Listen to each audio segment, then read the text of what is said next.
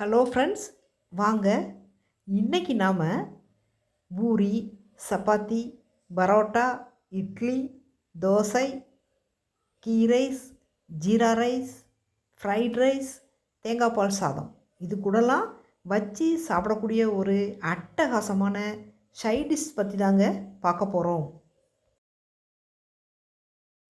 இப்போது நாம் ஒரு 3 கேரட்டை நல்லா பொடிசாக கட் பண்ணி வச்சுக்கிடலாம். 50 கிராம் பீன்ஸையும் நம்ம நல்லா பொடிசாக கட் பண்ணி வச்சுக்கிடலாம்.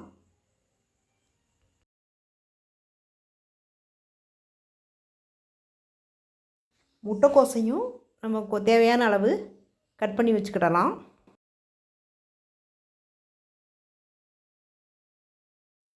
மூணு வத்தல் நம்ம ஆட் பண்ணிக்கிடலாம். ஒரு தக்காளி பழமும் ஆட் பண்ணிக்கிடலாம்.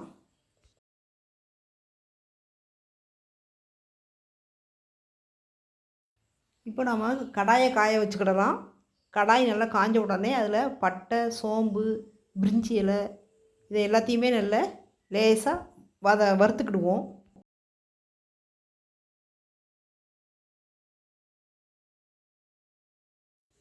இப்போது நாம் கட் பண்ணி வச்சுருக்கக்கூடிய காய்கறிகள் கேரட்டு, பீன்ஸு இதை எல்லாத்தையுமே அதில் ஆட் பண்ணி அதையும் நல்லா வதக்கணும். தண்ணி விடாமல் நம்ம வதக்கணும். ஒரு 3 நிமிஷம் தண்ணி விடாமல் வதக்கணும். நீங்கள் பீட்ரூட்டு இந்த மாதிரி வேறு காய்கறிகள் சேர்க்கணுன்னா கூட இது கூட சேர்த்துக்கலாம். எத்தனை காய்கறிகள் வேணாலும் நம்ம இதில் ஆட் பண்ணிக்கிடலாம். பச்சை பட்டாணி, உருளைக்கிழங்கு இதெல்லாம் இருந்தால் கூட நம்ம இது கூடவே ஆட் பண்ணிக்கிடலாம். காலிஃப்ளவர், மீல்ஸ் மேக்கர் இதெல்லாம் கூட நீங்கள் ஆட் பண்ணி இந்த குருமாவை நீங்கள் செய்யலாம். காய்கறிகளை நல்லா வதக்கின பிறகு நம்ம ஒரு தக்காளி பழத்தை சின்ன சின்ன பீசஸாக கட் பண்ணி அதையும் இதில் ஆட் பண்ணிடலாம்.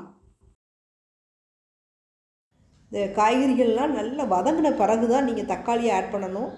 அதுக்கு முன்னாடியே நீங்கள் தக்காளியெல்லாம் ஆட் பண்ணாதீங்க. அப்போ அது நல்ல டேஸ்ட்டு வராது. இப்போ கொஞ்சமாக இஞ்சி நல்லா தட்டி இதில் ஆட் பண்ணி நல்லா வதக்கணும். 6 பூண்டு பல்லையும் நல்லா தட்டி இது கூட நம்ம ஆட் பண்ணிக்கிடலாம். ஃபஸ்ட்டு நீங்கள் இஞ்சி நல்லா தட்டி அதில் ஆட் பண்ணி வதக்குங்க. அதுக்கப்புறம் தான் நம்ம வெள்ளைப்பூடை போடணும். மஞ்சள் தூள் கொஞ்சம் ஆட் பண்ணிக்கிடலாம். வத்தல் பொடி, கறி மசால் பொடி இதெல்லாம் ஒவ்வொரு ஸ்பூன் நம்ம ஆட் பண்ணிக்கிடலாம். காய்கறிகளை நம்ம நல்லா வதக்கிடணும். தேவையான அளவு உப்பு ஆட் பண்ணிக்கலாம். அப்புறம் இதில் 1 டம்ளர் தண்ணி ஊற்றி ஒரு 5 நிமிஷம் நம்ம மூடி வச்சிடணும். இடையில நீங்கள் திறந்து பாருங்கள். அது வேகலை அப்படின்னா திரும்பவும் நீங்கள் மூடி வச்சுருங்க.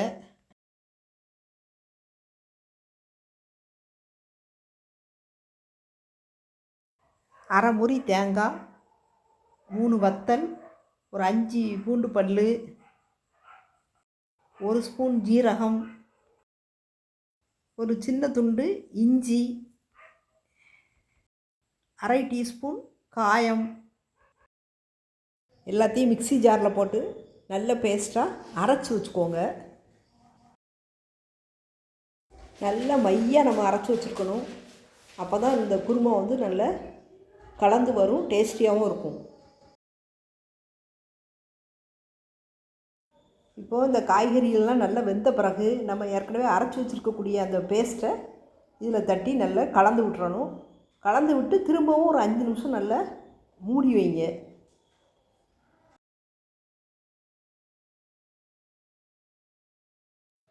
கொத்தமல்லி இலையெல்லாம் அதில் ஆட் பண்ணிடுங்க.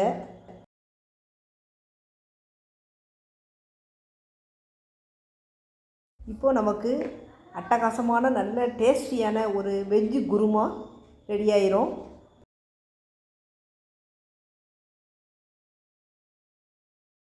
ஓகே ஃப்ரெண்ட்ஸ், வீடியோவுக்கு ஒரு லைக் கொடுங்க. அப்படியே நம்ம சேனலையும் சப்ஸ்கிரைப் பண்ணுங்கள். தேங்க்யூ.